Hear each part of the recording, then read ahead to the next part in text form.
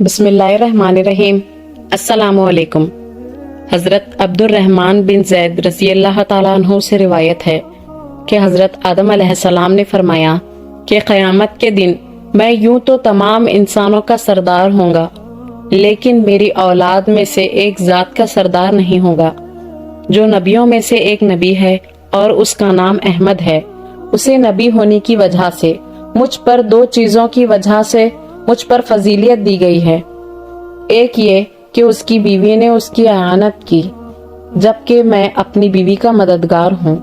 دوسری یہ کہ اللہ تبارک و تعالیٰ نے ان کے ساتھ یہ عظیم احسان فرمایا کہ ان کا شیطان ان پر مسلط نہ ہو سکے گا اور وہ ان کا تابع ہو کر مسلمان ہو جائے گا، جبکہ میرا شیطان کافر ہی رہا۔ اس میں حضرت آدم علیہ السلام نے نبی کریم صلی اللہ علیہ وسلم کی درخواست پر فضیلیت بیان کرنے کے ساتھ نبی کریم صلی اللہ علیہ وسلم کی پہلی بیوی ام المومنین حضرت خدیجہ رضی اللہ تعالیٰ عنہ کی فضیلیت حضرت حوا علیہ السلام پر ظاہر فرما رہے ہیں۔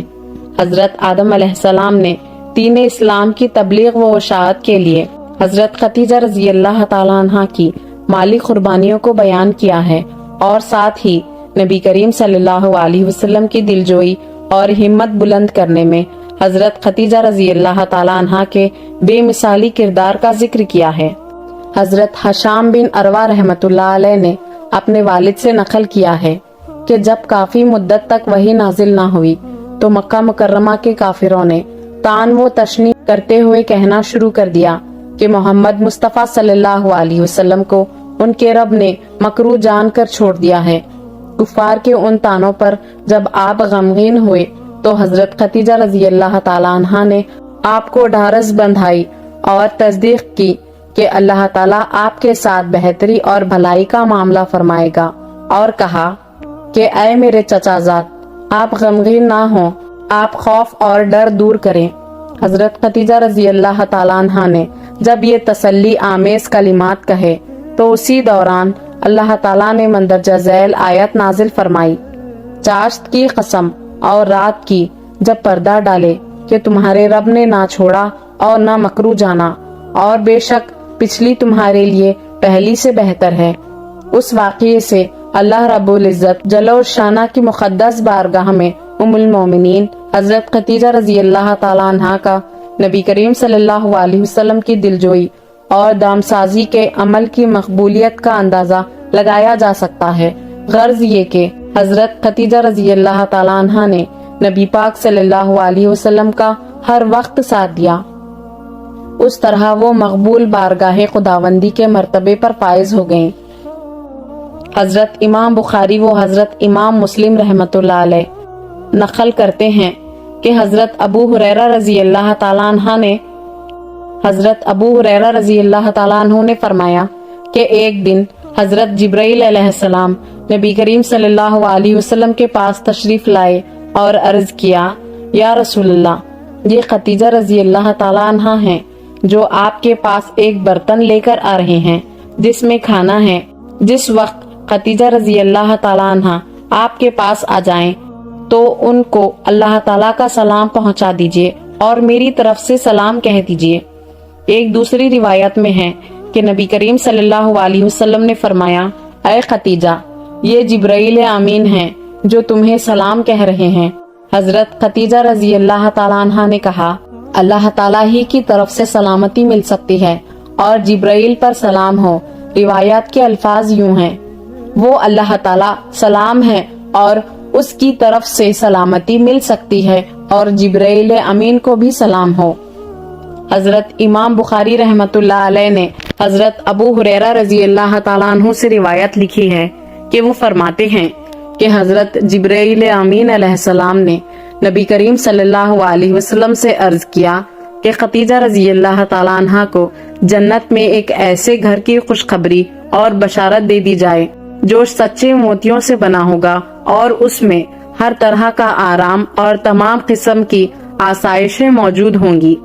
حضرت امام ترمذی رضی اللہ تعالیٰ عنہ نے ام المومنین حضرت عائشہ صدیقہ رضی اللہ تعالیٰ عنہ سے روایت نقل کی ہے۔ وہ فرماتی ہیں کہ مجھے کسی عورت پر اتنا رشک نہیں آیا जितना हजरत खतीजा रजी अल्लाह ताला अन्हा पर रश्क हुआ। और सैयद आलम सल्लल्लाहु अलैहि वसल्लम ने मुझसे उस वक्त तक शादी ना फरमाई जब तक खतीजा रजी अल्लाह ताला अन्हा इस दुनिया में जिंदा रहीं। उम्मुल मोमिनीन हजरत आयशा सिद्दीक़ा रजी अल्लाह ताला अन्हा उस रश्क की वजह बयान करते हुए फरमाती हैं कि नबी करीम सल्लल्लाहु अलैहि वसल्लम ने उन्हें जन्नत में एक ऐसे घर की खुशखबरी दी थी जो मोतियों से बना होगा और उसमें किसी किस्म की कोई मशक्कत और तकलीफ ना होगी और ना ही उसमें किसी तरह का शोर होगा।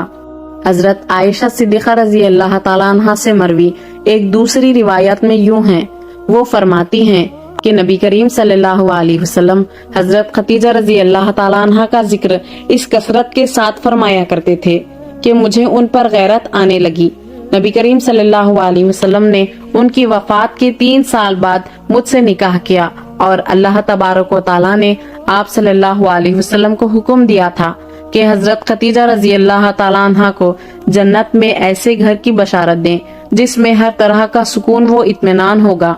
कि हजरत जिब्राइल अमीन अलैहिस्सलाम बारगाह रिसालत माप सल्लल्लाहु अलैहि वसल्लम में हाजिर हुए और अर्ज किया,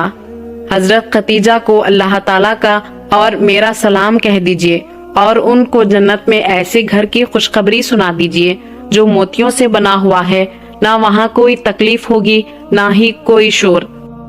किताबों में आता है कि एक रोज हजरत फातिमा तो ज़हरा रजी अल्लाह ताला अन्हा ने बारगाह रिसालत माप सल्लल्लाहु अलैहि वसल्लम में अर्ज किया, या रसूल अल्लाह, मेरी जिंदगी मुझे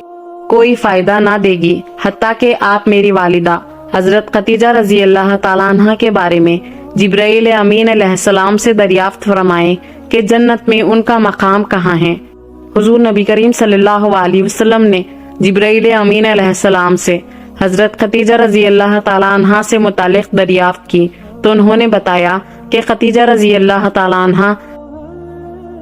जन्नत में सारा व मरियम रजी अल्लाह ताला अन्हा के दरमियान हैं। उम्मुल मोमिनीन हजरत खतीजा रजी अल्लाह ताला अन्हा जन्नत की तमाम औरतों में अफजल हैं। इमाम रहमतुल्लाह अलैह ने हजरत इब्ने अब्बास रजी अल्लाह ताला अन्हु से रिवायत की है, वो फरमाते हैं कि एक दफा नबी करीम सल्लल्लाहु अलैहि वसल्लम ने 4 लकीरें खींची और फरमाया, जानते हो ये क्या है? सहाबा इकराम रजी अल्लाह ताला अन्हु ने अर्ज किया, या रसूल अल्लाह, अल्लाह और उसका रसूल ही बेहतर जानते हैं।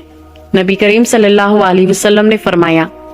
जन्नत की औरतों में सबसे अफजल खतीजा हैं, उनके बाद फातिमा बिनते मोहम्मद, उसके बाद मरियम बिनते इमरान, उसके बाद आसिया जो फिरौन की बीवी थी।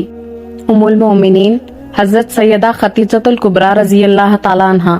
नबी करीम सल्लल्लाहु अलैहि वसल्लम के साथ 25 साल तक रहीं। 15 साल ऐलान नबूवत से पहले और 10 साल ऐलान नबूवत के बाद।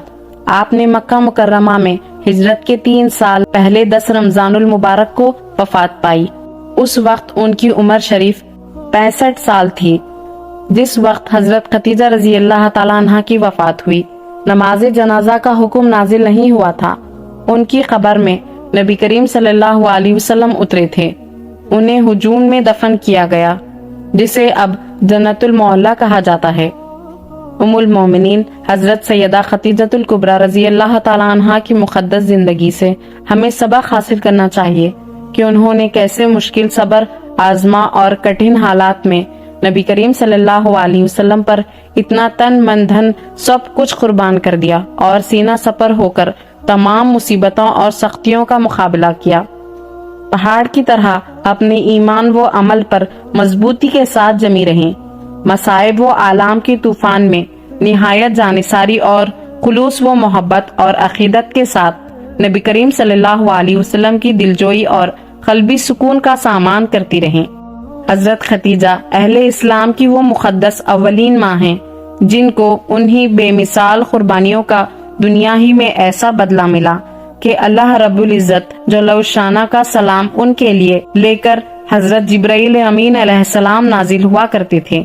हजरत खतीजा रजी अल्लाह ताला अन्हा के उन आमाल से ये जाहिर होता है कि मुश्किलात और परेशानियों में अपने शौहर को तसल्ली देने और दिल जोई करने की आदत अल्लाह रब्बुल इज्जत के नजदीक महबूब और पसंदीदा बात है। अल्लाह अज़्ज़ वजल से दुआ है کہ رسول کریم صلی اللہ علیہ وسلم کے صدقے وہ طفیل ہمیں اپنے بزرگوں کے حالات جاننے اور ان کی سیرت پر عمل کرنے کی توفیق بخشے۔